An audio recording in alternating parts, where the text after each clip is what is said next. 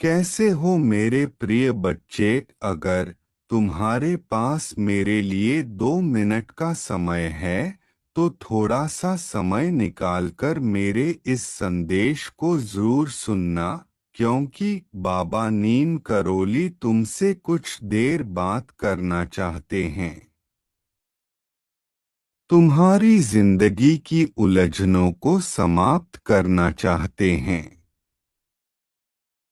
Universe ने तुम्हारे लिए बहुत बड़ा संदेश भेजा है, और इस संदेश को सुनने के बाद तुम्हारी सारी समस्याएं खत्म होने वाली हैं, क्योंकि पिछले कुछ समय से तुम बहुत निराश हो।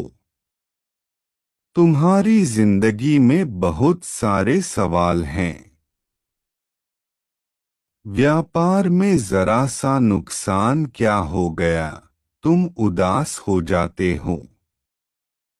परीक्षा में असफल क्या हो गए, तुम्हें ऐसा लगता है कि मैं कुछ नहीं कर पाऊंगा।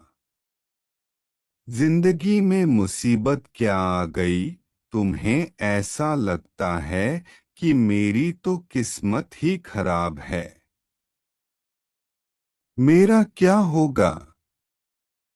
क्या जिंदगी में मेरा कुछ अच्छा हो पाएगा?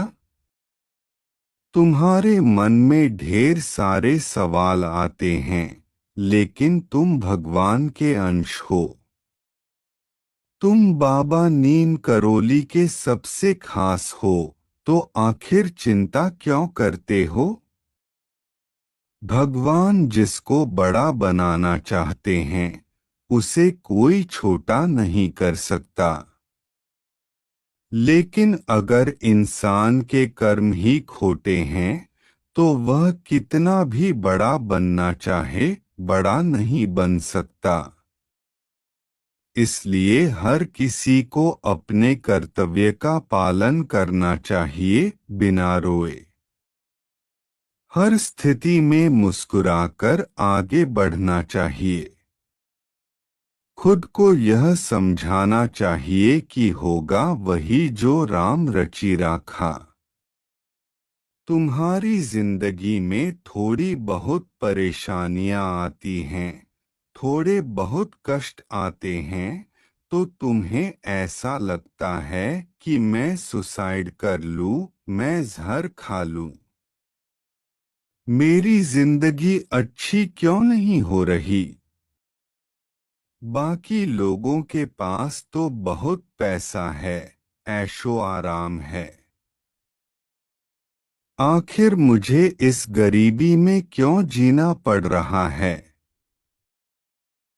तुम्हारा मंगलमय होना तय है, लेकिन भगवान ने जो रचा है, सब कुछ उसी हिसाब से होगा। तुम्हारी जिंदगी में भी सुख आएगा, क्योंकि तुम उस परमपिता के बच्चे हो। तुम्हें भगवान निराश नहीं करेंगे। तुम्हारी झोली भी वह जरूर भरेंगे, लेकिन सब कुछ हमारे पूर्व जन्म के कर्मों के कारण होता है।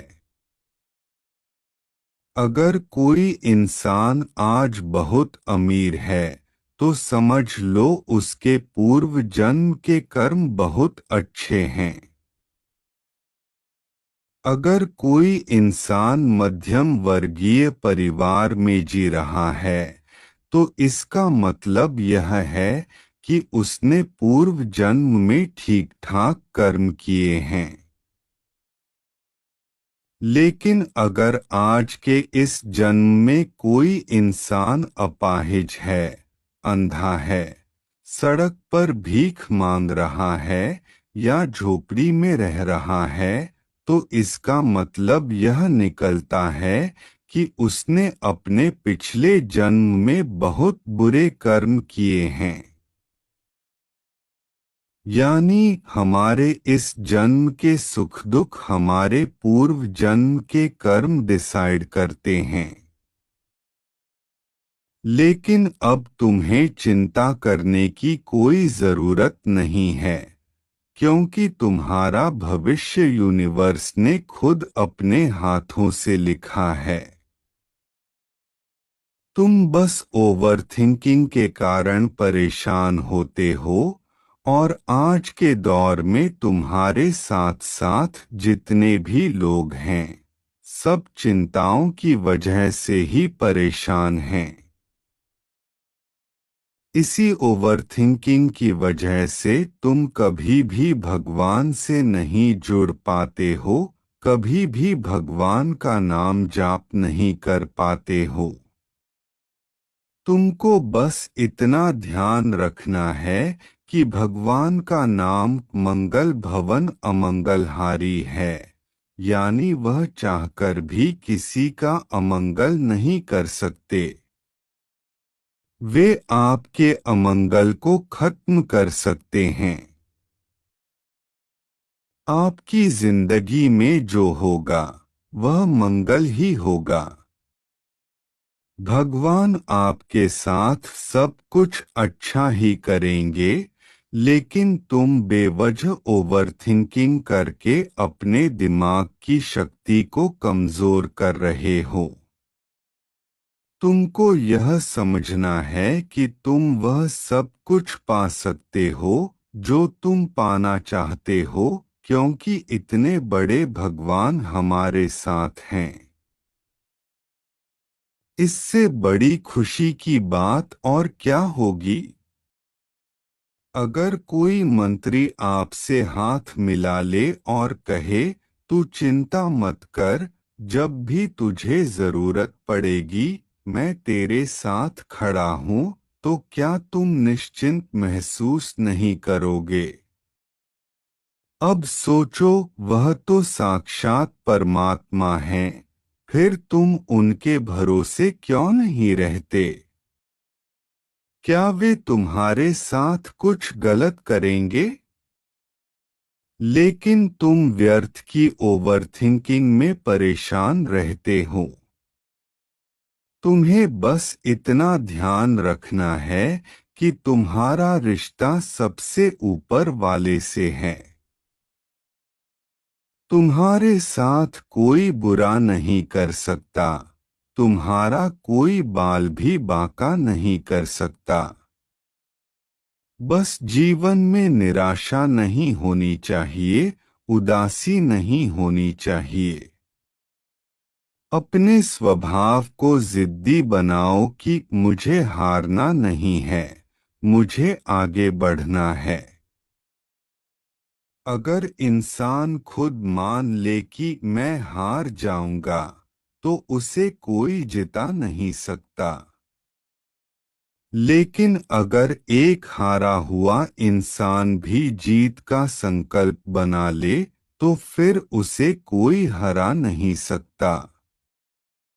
इसलिए अपने आप को समझाओ कि अगर मुझे जिंदगी में कुछ करके दिखाना है, तो सबसे पहले यह रोना धोना बंद करना होगा। अपनी किस्मत को दोष देना बंद करना होगा, क्योंकि अगर मुझे जिंदगी में आगे बढ़ना है, तो अपने आप पर भरोसा रखना होगा, यूनिवर्स पर भरोसा रखना होगा। मैं बाबा नीम करोली का सबसे खास हूँ। मैं उन्हें मानता हूँ, और वे हनुमान जी के अंश हैं। हनुमान जी अपने भक्तों को कभी अकेला नहीं छोड़ते। लेकिन हमें हनुमान जी के जीवन से भी कुछ सीखना होगा। उन्होंने सदैव प्रभु श्री राम की भक्ति की और अपने हर कार्य को राम काज बताया। अगर आप भगवान के भक्त हो, तो तुम्हें चिंतन करना चाहिए, चिंता नहीं।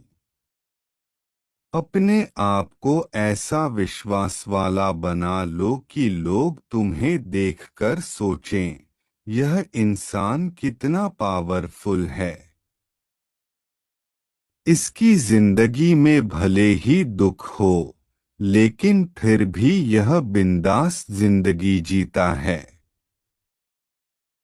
भगवान पर इतना विश्वास रखो कि कोई भी परिस्थिति तुम्हें तोड़ न सके। अगर यह संदेश तुम्हें पसंद आया है तो इसे दूसरों तक पहुंचाओ। जय श्री राम, जय हनुमान जी।